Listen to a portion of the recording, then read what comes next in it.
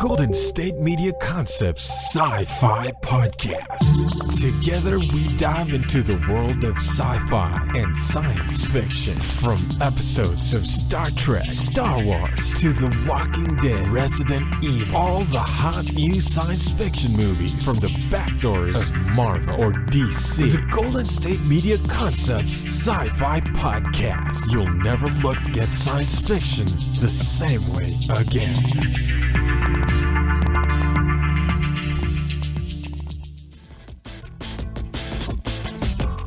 Welcome to the Golden State Media Concepts Science Fiction Podcast. Now, today we're going to dedicate our episode to KaiJus and Godzilla because director Kensho Yamashita has passed away. He was the director of Godzilla vs. Space Godzilla. We'll talk more on that a little bit later. So we're going to talk to you guys a little bit about sci-fi news, so to speak. Then we're going to talk about Godzilla, and then we are going to talk about the kaiju genre in of itself. Should be a great episode.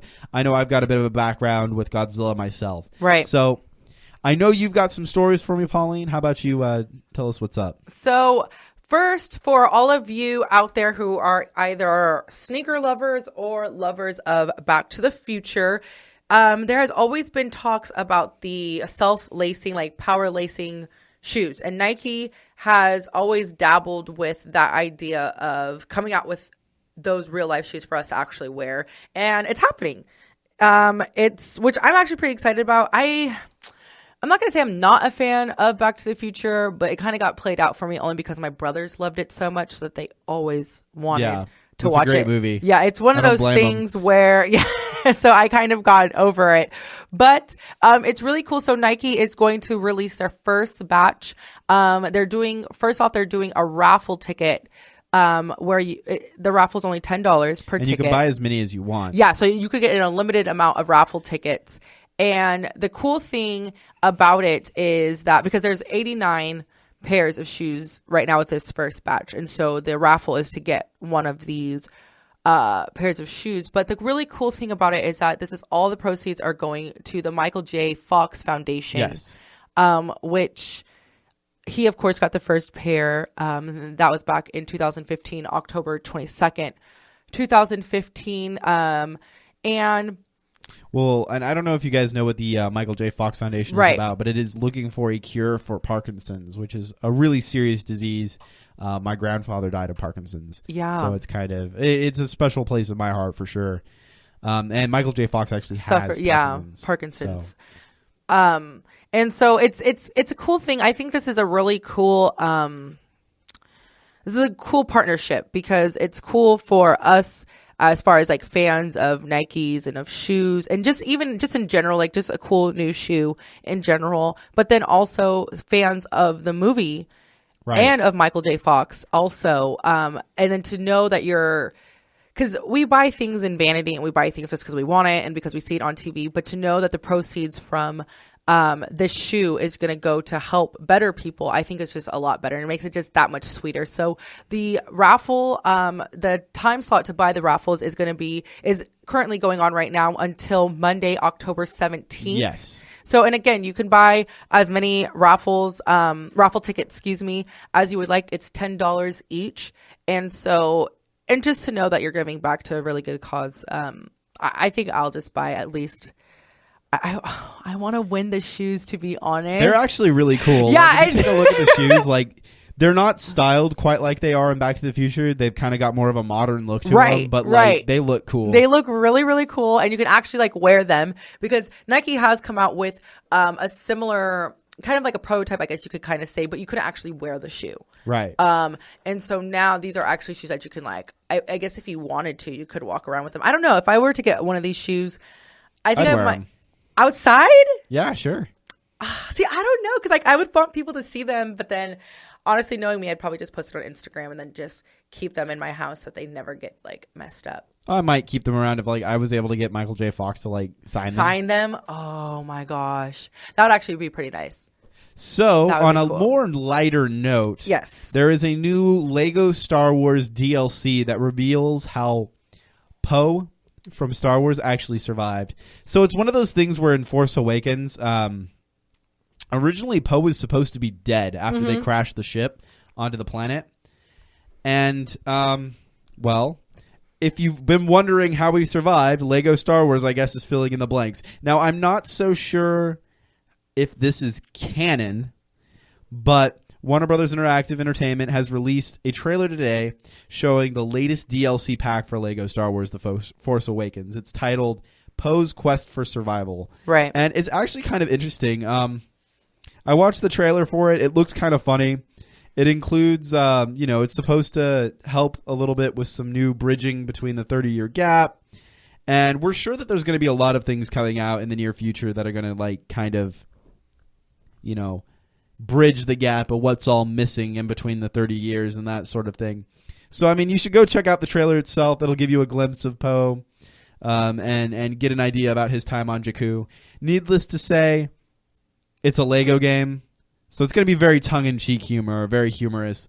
I don't know. Looks kind of cool. If you wanted to know how Poe survived, there it is. But, again, in the original script, he was supposed to die, and I think that he actually should have. Just saying. So, and in other news, so Wolverine 3, which, if you guys listen to my Squirrel Girl rant, you guys know I like Wolverine.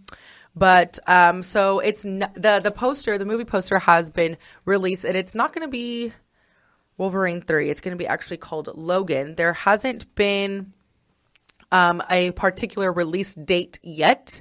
It's not set. It's coming out sometime in 2017. So, which is not too far away. It's actually kind of soon, probably summertime. So we'll probably have to wait a little bit. What do you think?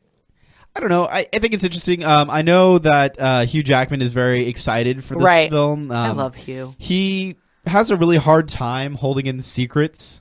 So he's been posting a lot of stuff about it and kind of talking that, this movie is supposed to have a very different tone. He said that it's based loosely on the old man Logan story arc, which in the comics, he's gotten a bit older. And he's kind of given up on the world because most of the superheroes have kind of lost. Right. And so it's going to be a little bit darker. It looks like there's probably going to be, just based on the poster, a little girl who comes into his heart and shows him the way back to humanity is kind of what I'm thinking. So that's just me guessing based on the poster. Hugh Jackman has said that there's probably going to be some more information coming out, and I quote, "We finished shooting. I saw the director today. He's editing away to finish that. I'm very, very excited about it. There's going to be some stuff coming out next week or so. That's all I'll say. I'm not good. I'm the kind of person who tells everyone everything. Basically, it's going to be different, very different tone, and hopefully different to anything we've done." Right. So, I don't know. I didn't watch the second Wolverine film. I thought Origins was harmless, except for what they did to Deadpool, of course. I really did think X-Men Origins was harmless. But we'll see how this goes. I'm glad that Patrick Stewart's going to be in it. In my opinion, he is the only Professor Xavier. And I just love him as an actor. Anyway, it seems like that man doesn't age. I was going to say, he's the exact... Yeah. He looks the same as he did in the 80s. Everybody else has aged around him, and it's just... He's the just fountain of youth. Man. I know. I don't think they could ever have him. Who else would play that? So I don't know if Jackman's going to just keep up this Wolverine thing forever. I'm not sure. I wouldn't be mad if this is going to be. Yeah, I'm sure you wouldn't. I love him. He could do no wrong by me. Yeah, I'm not sure how much longer he's gonna keep this up, because I'm sure it's getting more and more expensive to hire him.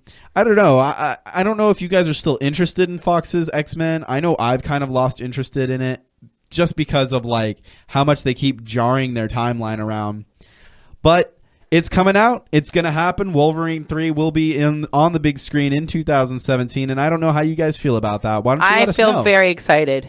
Yeah, are you going to go see this in theaters? This one I will, yes. I'm definitely not. I like the Wolverine. I like the Wolverine, too. And I like Hugh. I like Hugh, too. No. So I do want to see this. And I like him, and I think it'll be fun. It'll be different, he said. So I'm going to take his word for it. I trust him. And so also, if you have not heard, the Suicide Squad extended cut trailer is going to be hitting stores pretty soon. I know it did not get very good reviews with critics, and everybody but me seems to hate it. I think it's harmless. I thought it was a good time. Anyway, it still has made, $700 million worldwide. and it's still released in many Yeah. theaters. So it looks like on November 5th they're going to be releasing the Blu-ray, and the December 13th they're going to do the extended cut. So I don't know. There's a trailer out for the extended cut. I'm actually looking forward to seeing the extended cut. And I don't know, like, if this has made so much money, I mean, somebody's buying it. You know, it's kind of like that whole. I don't like Nickelback, and I've never liked Nickelback, but it's one of those things like they're still making millions of dollars. I like Somebody's listening to Nickelback. Great. Again, I hate Nickelback, but everybody had like it was really popular for a really long time to hate Nickelback. I remember when I was a kid and I was sitting in the car, and my mom put on Nickelback, and I go, "Mom, this is sad." This is and sad. And she turned it off, and I never liked him. So I don't know. Suicide Squad, somebody's buying it. They're putting out the extended trailer. Hopefully, you guys will take a look, take a listen. I still haven't seen it. Yeah, you should check it out. I think it's kind of fun. We are coming up on a break. When we get back, we are going to talk to you guys about some Gojira. We'll be right back. Are you looking for help for your fantasy football team? Check out the GSMC Fantasy Football Podcast. Get today's best advice on who to start, who to sit, even who you should draft. From sleeper picks to red hot lineups, they got it all covered for you. That's gsmcpodcast.com/fantasy-football-podcast. We'll cover traditional leagues, dynasty, PPR, even IDP leagues. When you need fantasy help, there's just one show to hit up. Don't forget to like them on Facebook and follow them on Twitter. Visit gsmcpodcast.com for more info.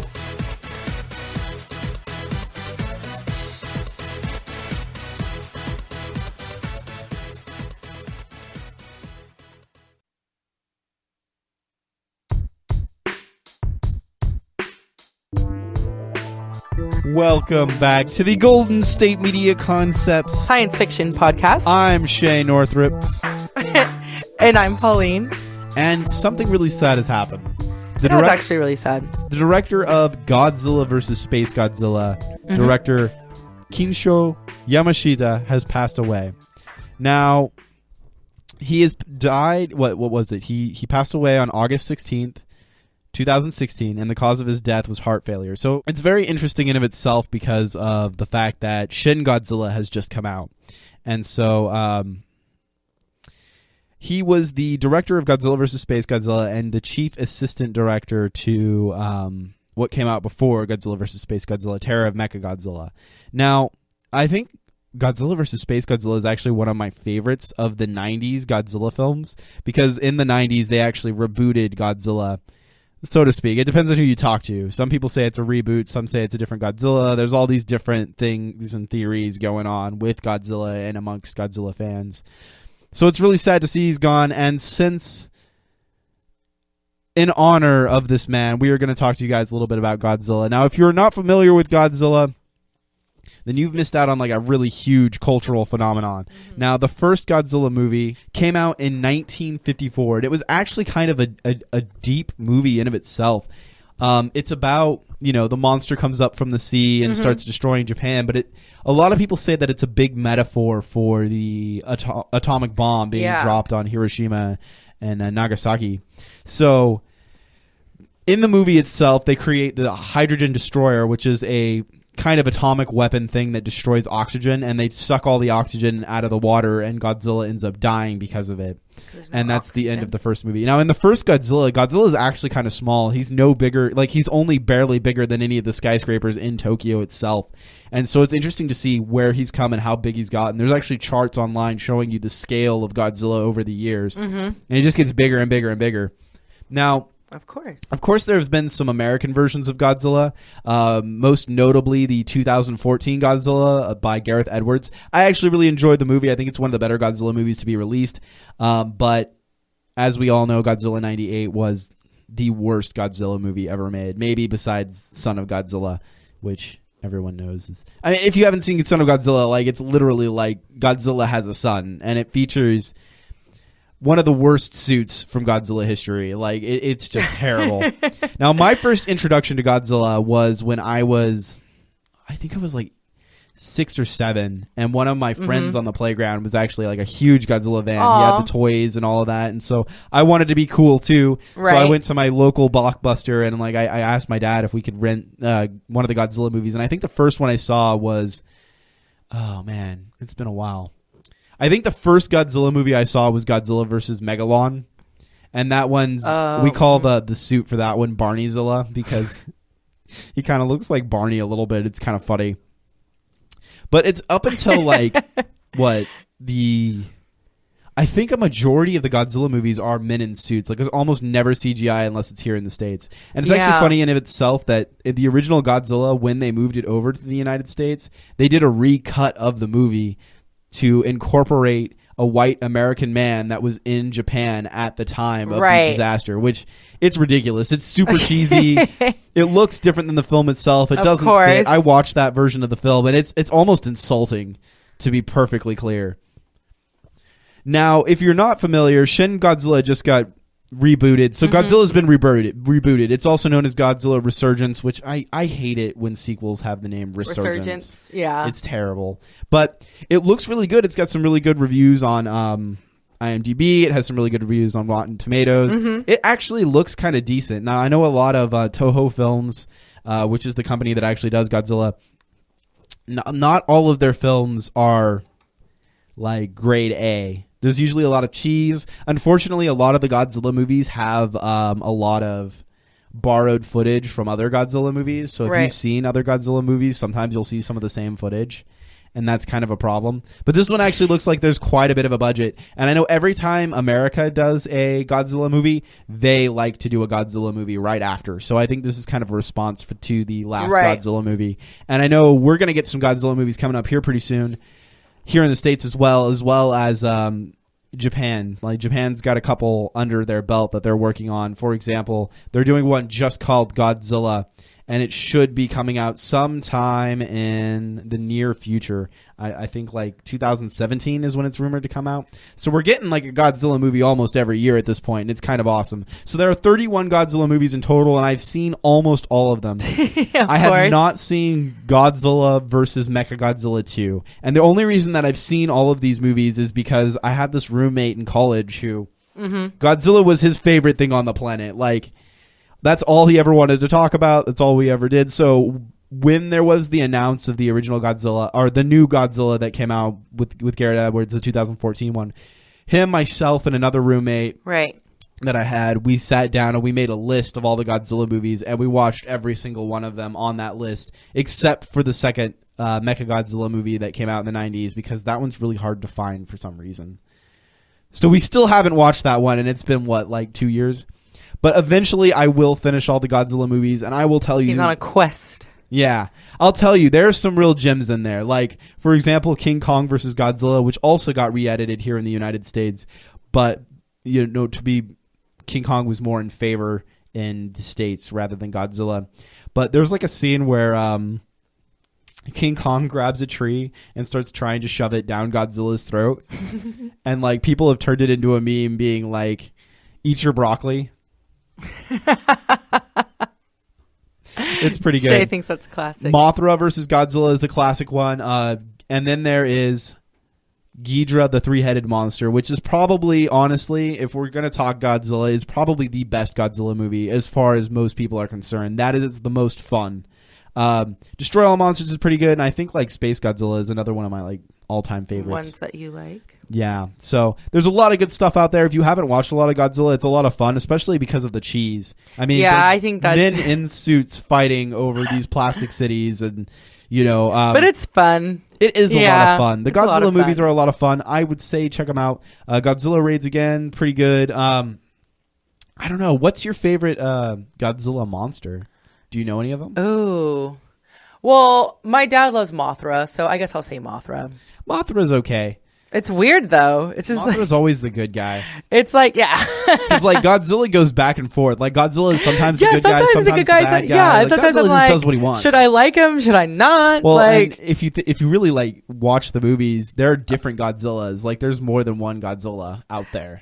Right. So I'm like always. I don't follow it as deeply. So sometimes there's times where I'm like, he's a bad guy, but Mothra. Yeah, probably. He's always Mothra. a good guy. Now, one of my favorites is Hedra. So Hedra is the trash monster, and that one is the oh my gosh, it is like oh my gosh. Godzilla versus Hedra is ridiculous. It was made in 1971, and it feels like it was made in 1971. They're like really trippy scenes. Godzilla flies using his using his atomic breath to fly across the screen. It's ridiculous. It's one of my favorites just because it's really funny. There's a scene in it where, like, you know, the scientist guy is doing stuff in his lab and his wife comes down and is like, honey, what are you doing? And we always joke, science! So that's a lot of fun. But I think my favorite Godzilla monster would have to probably be... I'd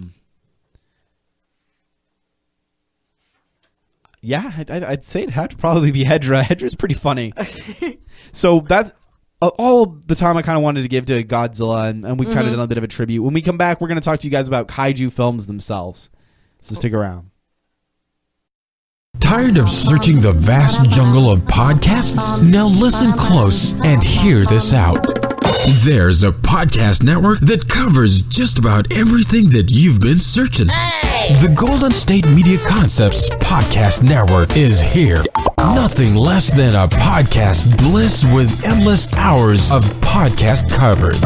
From news, sports, music, fashion, cooking, entertainment, fantasy, football, and so much more. So stop lurking around and go straight out to the Golden State Media Concepts Podcast Network.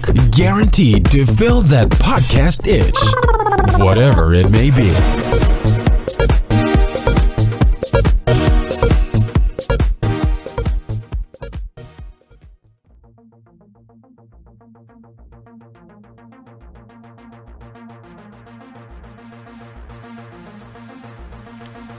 Welcome back to the Golden State Media Concepts Science Fiction Podcast. I am your favorite host, Pauline. And I'm Shay Northrup.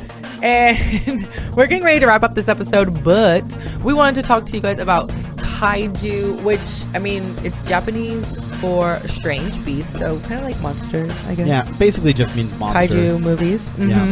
Which Godzilla is one of those. Yeah, we talked about Kaiju. Godzilla just previously. Right. There's all kinds of kaiju movies out there, and I think what made them really popular was Godzilla. And after Godzilla came out, everybody was making movies about giant monsters. Even here in the States, like there was one like, what was it? Curse of the Giant Gila Monster or something like that I watched, where it was like a giant Gila monster running around destroying things. But literally the Gila monster was just stock footage of a Gila monster running around. I love it. Yeah. The 50s were an interesting time, ladies and gentlemen. I love it. The suspension of disbelief was immense. Like I said previously, my friend Julian was quite the Godzilla fan, and because of it, he also enjoyed other kaiju films. Now, we've talked about Pacific Rim previously on a previous episode, where the monsters are literally called kaiju in the movie. Which I think is really interesting. There were a lot of movies that actually influenced Guillermo del Toro when they made that movie, and surprisingly, he doesn't like Godzilla. Really? Yeah, maybe I'm pretty sure it was either him or that's interesting. It might have been Peter Jackson, but I'm pretty sure that it was Guillermo del Toro himself that said that he didn't really care for Godzilla that much. He liked a couple of the other stuff. The other stuff in that genre. So there are quite a few movies. Most of them are, in fact, Japanese films. But some of the more famous ones, Rodan, who actually shows up, or Rodan, who actually shows up in various Godzilla movies. But he was originally in his own, where he just kind of flew around and destroyed things. It was Toho's, I believe, second giant monster film. Oh, okay. Maybe it's third. It came out right after Godzilla Raids again. There was also Mothra, who also got into... the whole Godzilla series. Right, Mothra. Gorath. I'm trying to remember who Gorath is. I think that's a space one. One of my favorites that actually like isn't Godzilla. This is like my favorite monster in the kaiju universe in of itself. That I don't think he ever actually faced Godzilla because originally he was kind of a knockoff of Godzilla. It was Gamera. Gamera, yeah. And Gamera is kind of a giant turtle-like monster. He comes from space. He flies around. Originally, I think he actually attacked the city, but then he became a good guy. And then I love it. He's just misunderstood. In the 90s ones, they rebooted it, and there's like a trilogy of Gamera. I actually really like the Gamera trilogy. It's a lot of fun. I don't really care for the Mothra trilogy that came. Yeah, like I'm not a big fan. It's Mothra. A little foo-foo. You know, it's a little... you know.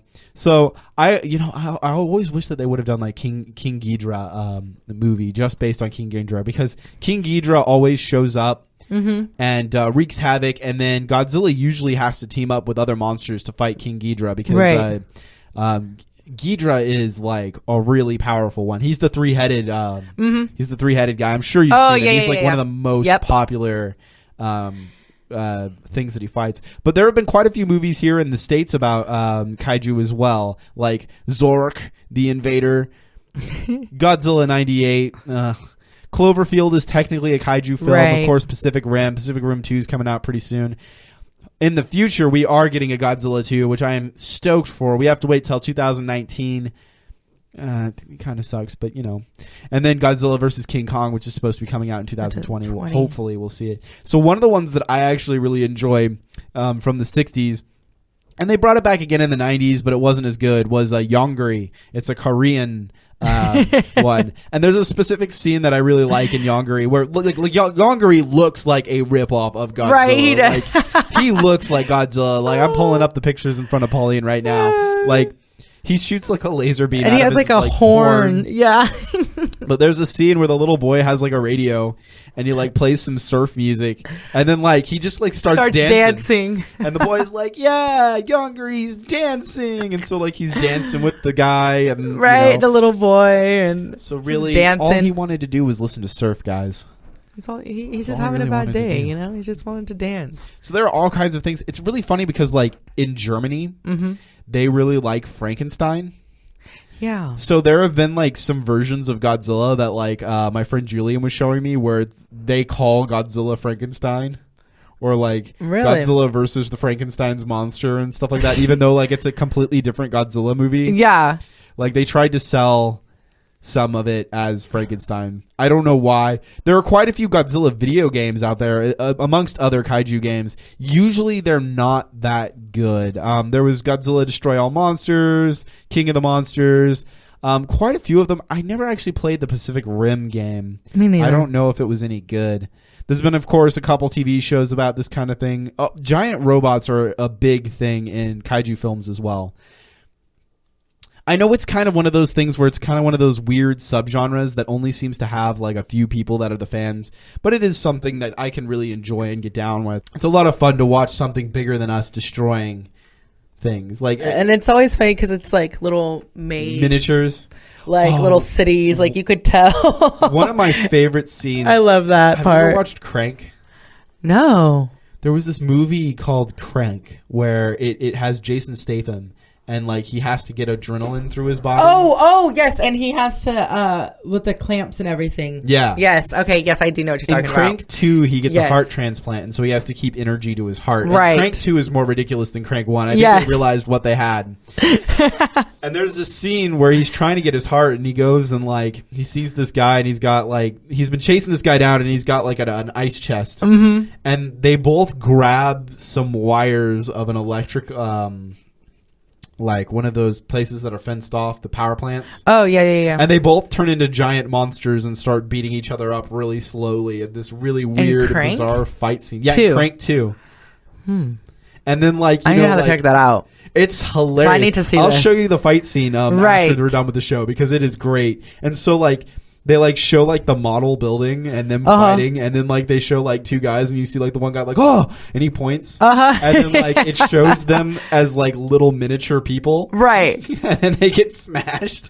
That's so weird. Oh, I love it. One of the coolest things I think that if you're not really into the whole kaiju thing, if you're not really into these movies, they've definitely influenced pop culture.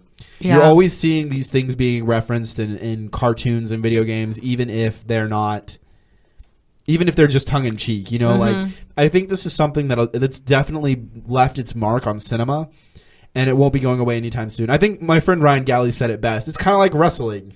Like, you know it's fake. Yeah. It looks fake. And it's cheesy, but it's still fun. Yeah. It's still entertaining and it's fun. And they've made some really good ones, too. Like, there are some movies, although a lot of them are cheeseball, there are a lot of really good kaiju movies out there. Like, I actually really enjoy Pacific Rim. I think that's a good movie. I like the new Godzilla, despite the fact that it has its flaws. it definitely does have its flaws. Like we never know the outcome of any of the battles that he faces with the other monsters. We don't know if he's winning all the time or losing all the time. We really don't. But I am hoping to see some more good kaiju films in the future. And I think we're going to have to wrap it up, Pauline. Looks like we're coming to the end of the show. Oh, so this is my cue. Cue. So you can listen to us on, you can listen to this podcast again, as well as any future or previous episodes on our network website. That's gsmcpodcast.com, as well as on iTunes, Google Play, SoundCloud, and Stitcher. I'm your favorite host, Pauline. And I'm Shay Northrup. Make sure you guys stay saucy. Yep. And good luck on winning those shoes, but it may be me. I may have the golden ticket.